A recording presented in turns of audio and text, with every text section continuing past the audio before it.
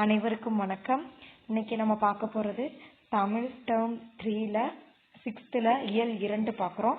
இயல் 2 வந்து பராபரக்கண்ணி தாயுமானவரோட பாடல்கள் கொடுத்துருக்காங்க. தாயுமானவர் வந்து ரொம்ப முக்கியமான இம்பார்ட்டண்ட்டான சிலபஸ் டிஎன்பிஎஸ்சியை பொறுத்த வரைக்கும். இதில் பார்த்துக்கோங்க, பராபரக்கண்ணி அப்படிங்கிற தலைப்புல கொடுத்துருக்கிற இந்த பாடல், தம் உயிர் போல் எவ்வுயிரும் தானென்று தண்டருள் கூர் செம்மையருக்கு ஏவல் என்று செய்வேன் பராபரமே, அன்பர் பணி செய்ய என ஆளாக்கி விட்டு விட்டால் இன்ப நிலை தானே வந்து எய்தும் பராபரமே, எல்லோரும் இன்புற்று இருக்க நினைப்பதுவே அல்லாமல் வேறொன்று அறியேன் பராபரமே அப்படின்னு இருக்கு இல்லையா. பாருங்க, ஸ்டார் வச்சு வந்திருக்குது. இந்த மாதிரி ஸ்டார் வச்சு வர்றது எல்லாமே வந்து நான் சொன்னேன், அவங்களுக்கு மட்டும் மனப்பாட பாடல் கிடையாது, நமக்குமே மனப்பாட பாடல் தான். இதுலேருந்து லிரிக்ஸ் கேட்க வாய்ப்பு இருக்கு. தாயுமானவருக்கு ஒரு மெயினான இது என்னன்னா, அந்த பராபரமே அப்படின்னு வந்தாலே நம்ம வந்து தாயுமானவர் அப்படின்னு தூக்கிடலாம். ஒரு இடத்துல பராபரமேன்னு வரும், அது நான் அந்த இடத்த சொல்றேன். இப்ப சொன்னேன்னா கன்ஃபியூஸ் ஆயிடும். ஆனா இதே மாதிரி பராபரமே அப்படிங்கிற ஒரு இது வந்து ஒரு இடத்துலயும் இருக்கும், நம்ம பின்னாடி வர்றதுல பார்ப்போம். சரியா? இதை எழுதினவர் வந்து தாயுமானவர், பராபரமே. அடுத்து பாருங்க, சொல்லும் பொருளும். தண்டருள் அப்படிங்கிறது குளிர்ந்த கருணை. தண்டருள், தண்டாலே குளிருது அப்படின்னு சொல்லும் இல்லையா, தண்ணி பட்டாலே குளிருது அப்படின்னு சொல்லும் இல்லையா, அதை ஷார்ட்கட் வச்சுக்கோங்க. தண்டருள் குளிர்ந்த கருணை, கூர் மிகுதி, செம்மையருக்கு சான்றோருக்கு, ஏவல் தொண்டு, தொண்டு செய்ய ஏவுறாங்க, பராபரமே மேலான பொருளை, பணி தொண்டு, எய்தும் கிடைக்கும், எல்லோரும் எல்லா மக்களும், அல்லாமல் அப்படின்னா அதை தவிர. ஓகேவா? இது ஓரளவு கொஞ்சம் ஃபெமிலியரா இருக்கிறதா, நம்ம ரொம்ப ரிஸ்கா மைண்ட்ல வச்சுக்கிற மாதிரியானது எதுவும் இல்லை. அடுத்து பாருங்க,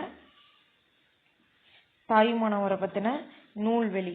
இந்த பாடலை எழுதினவர் தாயுமானவர். இவர் திருச்சி ஆண்ட விஜய ரகுநாத சொக்கலிங்கரிடம் தலைமை கணக்கராக பணிபுரிந்தவர். இது ரொம்ப முக்கியம்.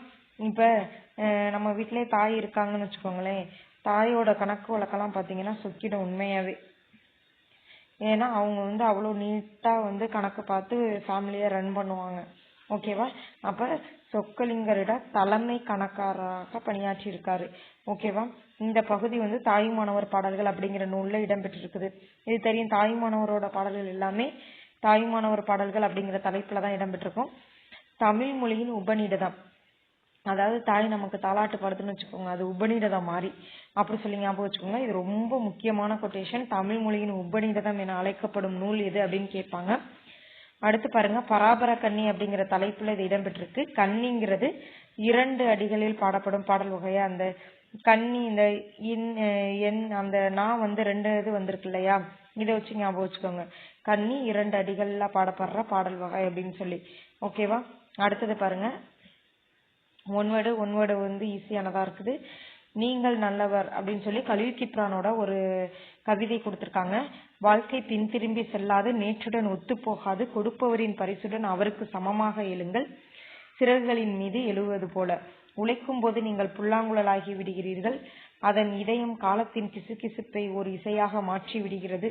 உங்களுக்குள் இருக்கும் நன்மையை பற்றித்தான் நான் பேச முடியும், தீமையை பற்றியல்ல. உங்கள் சுயத்துடன் நீங்கள் ஒருமைப்பாடு கொண்டிருக்கும் போது நீங்கள் நல்லவர். என்னை போல் இரு, பழுத்து உன் உள்ளீடுகளை எல்லாம் முழுசாய் கொடு என்று பழம் வேரை பார்த்து நிச்சயமாக சொல்லாது. கொடுப்பது பழத்தின் இயல்பு, பெறுவது வேரின் இயல்பு. உங்கள் பேச்சின் போது நீங்கள் விழிப்புணர்ச்சியுடன் இருப்பது நல்லது. உறுதியாக கால்பதித்து உங்கள் குறிக்கோளை நோக்கி நடக்கையில் நீங்கள் நல்லவர். எவ்வளவு அழகான கவிதை பாருங்க, கலீல் கிப்ரானோடது கொடுத்திருக்காங்க. கலீல் கிப்ரான் வந்து லெபனான் நாட்டை சேர்ந்தவர். இது பின்னாடி இந்த நூல்வெளியில இருக்கு பாருங்க, லெபனான் நாட்டை சேர்ந்தவர். இதை வந்து ஈஸியா மைண்ட்ல வச்சுக்கலாம். எப்படின்னா, இந்த கிப்ரான் லெபனான் அப்படி அந்த முடியுது இல்ல, ரைமிங்கா முடியுது இல்லையா, கிப்ரான் லெபனான் அப்படின்னு இருக்கு இல்லையா, அவர் எந்த நாடு அப்படிங்கிறதுக்கு ஒரு ஷார்ட்கட்டு. அடுத்து பாருங்க, இது வந்து புவியரசு அப்படிங்கிற ஒரு மொழிபெயர்த்த தீர்க்க தரிசி அப்படிங்கிற நூல்ல இடம்பெற்றிருக்குது. அவர் வெளிநாட்டை சேர்ந்த கவிஞர். அவரோட வந்து மொழிபெயர்த்தது வந்து இந்த புவியரசு வந்து தீர்க்க தரிசி அப்படிங்கிற நூல். இந்த புவி அரசி அப்படின்னு சொல்லி ஞாபகம் வச்சுக்கோங்க, சி முடியும், இந்த தீர்க்க தரிசி சேமா ஒரே ரைமிங்ல வந்துடும். ஓகேவா? அடுத்து நம்ம பார்க்க போறது பசிப்பினி பூக்கிய பாவை. இது வந்து நாடகம் மாதிரி கொடுத்துருக்காங்க. மணிமேகலையில இருக்கிற ஒரு கண்டென்ட் எடுத்து நாடகம் மாதிரி கொடுத்துருக்காங்க. இதுல பாருங்க, தனி ஒருவனுக்கு உணவில்லை எனில் ஜகத்தினை அழித்திடுவோம் அப்படின்னு சொல்லியிருக்கா. நம்ம பாரதியார் வந்துட்டாரு பாருங்க. தனி ஒருவனுக்கு உணவில்லை எனில் ஜகத்தினை அழித்திடுவோம் பாரதியார். யார் அழிக்கிறது அப்படி சொல்லி ஞாபகம் வச்சுக்கோங்க. தனி ஒருவன் எதை அழிக்கிறாங்க, யார் அழிக்கிறாங்க, அந்த மாதிரி ஞாபகம் வச்சுக்கோங்க. ஏன்னா பாரதியாருக்கு ஃபுல்லாவே நம்ம யார் தான் ஷார்ட்கட்டா வச்சிருக்கோம். ஸோ உங்களுக்கு இருக்கிற கொட்டேஷன் ரொம்ப முக்கியம் பாரதியாருங்கிறதுனால. இதுல இருக்க கதை என்னன்னா, மணிப்பல்லவ தீவு, மணிமேகலை, தீவத்திலகை 3 பேரை வச்சு இந்த காட்சி ஒண்ணுல நடக்கும். இதுல தீவத்திலகை மணிப்பல்லவ தீவை காவல் காக்குறவர், அங்க இருக்கிற புத்த பீடிகைய காவல் செய்யறவர். ஓகேவா. இதுல மணிமேகலை என்ன செய்வாங்க அப்படின்னா, அந்த அச்சய பாத்திரத்துக்காக அங்க போவாங்க. அங்க இது பாருங்க, கோமுகி அப்படின்னு ஒண்ணு கொடுத்துருக்காங்க பாருங்க. அந்த பொய்கைக்கு கோமுகி, கோன்னா பசு, முகி அப்படின்னா முகம். ஓகே, கோமுகி அது ரொம்ப முக்கியம். கோனா பசு, ஒரு கோக்கு அரசன் அப்படிங்கிற மீனிங்கும் வரும். ஸோ இந்த இடத்த நல்லா நோட் பண்ணிக்கோங்க. கோனா பசு, முகினா முகம். அந்த கோமுகிக்கு பசுவின் முகம் போல இருக்கிறதுனால கோமுகி அப்படின்னு சொல்லி அந்த பொய்கையை அழைக்கிறதா அவங்க சொல்லியிருக்காங்க. அடுத்து பாருங்க, வைகாசி திங்கள் முழு நிலவு நாள்ல அந்த பொய்கை நீரின் மேல அட்சய பாத்திரம் தோன்றும். அதுதான் அமுத சுரபி, அதுதான் அட்சய பாத்திரம் அப்படின்னு சொல்லுவோம். அந்த அமுத சுரபி முற்காலத்துல ஆபுத்திரன் கையில இருந்துச்சு அப்படிங்கிறதையும் நோட்ல கொடுத்துருப்பாங்க. அப்போ ஆபுத்திரனா மைண்ட்ல வச்சுக்கோங்க. அமுத சுரபி வைகாசி திங்கள் முழு நிலவு நாள்ல தான் அந்த அட்சய பாத்திரம் தோன்றும். இதுதான் இதுல இருக்கிற கொஸ்டின். இத மணிமேகலை எடுத்துட்டு ஆதிரை அப்படி அவங்க கிட்ட அந்த தட்டுல உணவு வாங்கி எல்லாருக்கும் உணவு கொடுப்பாங்க. இந்த ஆதிரை அதையும் முதல்ல உணவிட்டவள் யார் அப்படின்னு கேட்கறதுக்கு வாய்ப்பு இருக்கு. அந்த உணவிட்டவள் யார் அப்படின்னா ஆதிரை. இதை ஞாபகம் வச்சுக்கோங்க. அவ்வளவுதான். இதுல 4 பேர் தான், தீவத்திலகை, மணிமேகலை, ஆபுத்திரன், அடுத்து ஆதிரை. ஆபுத்திரன் முன்னாடி காலத்துல ஆபுத்திரன் கையில அந்த அட்சய பாத்திரம் இருந்துச்சு. அடுத்து தீவத்திலகை அந்த பொய்கையும் புத்த பீடகத்தையும் மணிப்பல்லவ தீவை காவல் செய்யறவ. வைகாசி திங்கள் முழு நிலவு நாள்ல, அதாவது பௌர்ணமி அன்னைக்கு அந்த அட்சய பாத்திரம் வெளிவரும். அதை எடுத்துட்டு முதல்ல யார்கிட்ட உணவு வாங்குவா, யார் அதுல உணவிடுவா அப்படின்னு பாத்தீங்கன்னா ஆதிரி. அதை கொண்டாந்து இல்லாதவங்களுக்கெல்லாம் சாப்பாடு போடுவாங்க. அந்த மன்னர்கிட்ட பெர்மிஷன் கேட்டு சிறையில இருக்கிறவங்களுக்கெல்லாம் சாப்பாடு போடுவாங்க. இதான் இதுல இருக்கிற ஒன்லைன் ஸ்டோரி. பார்த்துக்கோங்க. இது பெரிய இம்பார்ட்டன்ட் இல்லை, அந்த லைன் மட்டும் கொஞ்சம் கவனமா பார்த்துக்கோங்க. அடுத்து பாருங்க, பாதம் அப்படின்னு சொல்லி ஒரு துணைப்பாடம் கொடுத்துருக்காங்க. ஒரு சின்ன கதை. அந்த கதைக்கு நூல்வெளி இருக்கு பார்த்தீங்களா, இது ரொம்ப முக்கியம். இந்த நூல்வெளியில இதை எழுதினவர் யார் அப்படின்னா எஸ் ராதாகிருஷ்ணன் அப்படின்னு இருக்கு இல்லையா, சாரி ராமகிருஷ்ணனா. இதை நம்ம கிருஷ்ணர் அப்படிங்கிறத மைண்ட்ல வச்சுக்கோங்க. ராமகிருஷ்ணர். இவர் எழுதியிருக்க நூல்கள் என்னென்னு பாருங்க. உபபாண்டவம், கதாவிலாசம், சேஷாத்திரி, பால் முளைத்த கதைகள். இதுல கிருஷ்ணரை ஞாபகம் வச்சுக்கோங்க.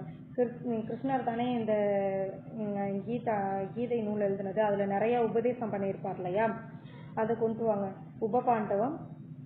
அடுத்து கிருஷ்ணரை பத்தின நிறைய கதைகள் இருக்கும். அவர் தேசத்துக்கே அவ்வளோ உபதேசம் செஞ்சிருப்பாரு. அது மட்டும் இல்லாம அவரோட சின்ன பிள்ளை காலத்துல, அதாவது அவர் கால் முளைத்து திரிந்த காலத்துல நிறைய சுட்டிகள் பண்ணியிருப்பாங்க இல்லையா. அந்த சமயத்துல கிருஷ்ணர் வெண்ணையை திருடினாரு, மண்ணள்ளி வாயில போட்டாரு, அதுல உலகம் தெரிஞ்சிச்சு. அந்த மாதிரிலாம் நிறைய கதைகள் இருக்கு இல்லையா, கால் முளைத்த கதைகள். இது எல்லாமே கிருஷ்ண பரமாத்மா கூட லிங்க் பண்ணுங்க. அது மட்டும் இல்லாம இந்த பாதம் அப்படிங்கிற கதை தாவரங்களின் உரையாடல் அப்படிங்கிற சிறுகதை தொகுப்பிலேருந்து எடுத்து கொடுக்கப்பட்டிருக்குன்னு சொல்றாங்க இல்லையா. சின்ன பிள்ளையா இருக்கும்போது அவரோட மேஜிக் சக்தினால அவர் தாவரங்களுக்குள்ள எல்லாம் உரையாடுவாரு அப்படி சொல்லி மைண்ட்ல வச்சுக்கோங்க. ஓகேவா. அவ்வளவுதான். இது இந்த ராமகிருஷ்ணன் கேட்கலாம், ஏன்னா இது வரைக்கும் கேட்க வாய்ப்பு இருக்கு. அடுத்து பாருங்க, இலக்கணம் தனியா பார்த்துக்குவோம், எல்லாத்தையும் சேர்த்து மொத்தமா பார்த்துக்கலாம் அப்படின்னு சொல்லியாச்சு. அடுத்து ஒரு செயல் கொடுத்துருக்காங்க பாருங்க. முத்தரையனார் மலேசிய கவிஞர் எழுதுனது. அன்பினில் இன்பம் காண்போம், அறத்தினில் நேர்மை காண்போம், துன்புறும் உயிர்கள் கண்டால் புரிசொரு கனிவு காண்போம், வன்புகழ் கொடையில் காண்போம், வலிமையை போரில் காண்போம், தன் பிறப்புரிமையாக தமிழ் மொழி போற்ற காண்போம். அதாவது இது எல்லாத்துக்கும் இந்த காண்போம் தான் லிங்க். முத்தரையனாருக்கு காண்போம், முத்த காணணும், முத்த பார்க்கணும், முத்த காண்போம் அப்படி சொல்லி ஞாபகம் வச்சுக்கோங்க. அப்படி சொல்லியே படிச்சுக்கோங்க. முத்து காண்போம், முத்து காண்போம், முத்து காண்போம்னு சொல்லி மைண்ட்ல வச்சு படிச்சுக்கோங்க. அந்த காண்போம் தான் லிங்க் வேர்டு, இதை மறந்துடாதீங்க. இது கேட்க வாய்ப்பு இருக்குது. அடுத்து பாருங்க, கலைச்சொல். கலைச்சொல் வந்து ஓரளவு ஃபெமிலியராக உள்ளதுதான், இருந்தாலும் பார்த்துக்கலாம். அறக்கட்டளை அப்படிங்கிறது ட்ரஸ்ட்டு. ஓகே. அடுத்து தன்னார்வலர், வாலண்டியராக வர்றவங்க தன்னார்வலர். இளம் செஞ்சிலுவை சங்கம், ஜூனியர் ரெட் கிராஸ் நல்லா தெரியும் நமக்கு. அடுத்து வந்து சாரணியர், ஸ்கவுட் அண்ட் கைட்.